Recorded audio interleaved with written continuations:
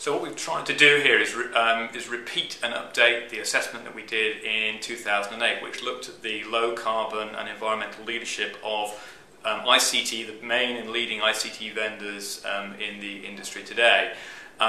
It's a very comprehensive assessment looking at a wide range of criteria and domains of activity of those vendors, looking at their internal operations, looking at how they manage the environmental risks associated with their supply chain.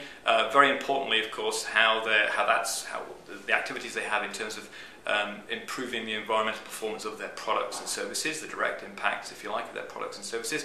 And looking beyond that, looking at the kind of, if you like, the second order impacts of information technology in terms of the application of information technology. So looking at how the applications of information technology can result in improved environmental performance in the business and, of course, wider society. We also look at how ICT vendors are engaging with influencing policy. So we look at questions across all those aspects, which makes this assessment unique. There's no other assessment which looks at that full cross-section of domains of activity of the ICT industry. There's a number of key takeaways, I think, from the report. First and foremost, there are clearly distinctive differences between the leaders and those that are following. The vendors I would pick out as leaders today would include IBM, Fujitsu, Ericsson, SAP, Cisco and HP. I think all of them show distinctive capabilities here, definitely putting a gap between themselves and some of the followers. One of the disappointing things, I think, from the report is that even the leaders are setting relatively unambitious goals, relatively short-term incrementalism in terms of the areas that they're focusing on, the kind of improvements that they're trying to drive. There's clearly an opportunity for information and communication technology to drive substantial levels of improved energy efficiency, improved resource efficiency in our economies, but we see this sort of short-term marginal incrementalism, which I think is a shame. So a bit more vision and a bit more aspiration would probably be great. In terms of supply chain, I think looking at how organizations are managing the environmental risks associated with their supply chain, as per 2008, distinct differences between the leaders and the followers. And if you wanted to zero in on an area that distinguished those that were leaders and followers, supply chain is a great area to focus on. Big improvements, I would say, from 2008, but still lots of room for further improvement and, as I say, a distinctive capability for the leaders. In terms of some of the surprises that I think have come out of the report, I would say perhaps it's surprising to some that despite some of the limitations of the industry, the ICT industry actually is a leader. It's actually doing relatively well compared to many sectors, particularly on the solutions side of the equation here. So I think good for the ICT industry on that point of view.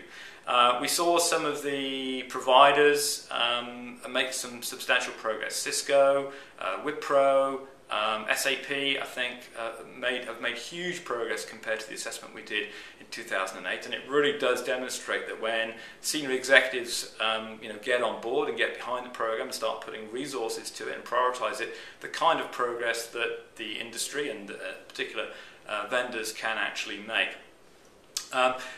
Disappointing was the lack of disruptive innovation, going back to that sort of short-termism point I made earlier.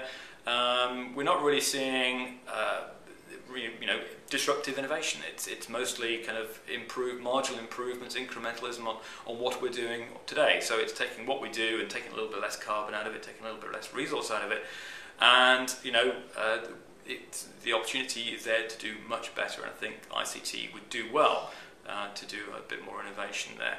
I would also say that the industry is showing some reluctance on the policy side. It's really showing a little bit of reluctance to drive, influence policy as much as it could do. There's a tendency for it to stand on the sideline, if you like, and be a cheerleader, whereas we're seeing many other sectors being much more involved in terms of influencing national policy. As far as key takeaways for IT management and CIOs and how they can use this assessment, first and foremost, it is going to be increasingly important for enterprises to engage with vendors, suppliers, software providers who are engaging in developing low carbon and environmental solutions in a systemic way. It's not enough just to have a little product here or a little initiative there. This requires a systemic capability and a commitment from senior executives to invest in this. This assessment will identifies who those leaders are and reduces the risk of enterprises engaging in partnerships with organisations who may not be as committed as perhaps they should be, don't have the executive buy-in, and simply don't have the systemic capabilities to really drive innovative research, development, and produce the products and services that will come out of this. So that's a key point, I think, for IT executives. And also it's a very useful document in terms of helping people to understand what the issues are around the ICT industry, and to help stimulate a conversation with ICT vendors in terms of how they can improve their performance and how end users can motivate and incent them to improve their performance.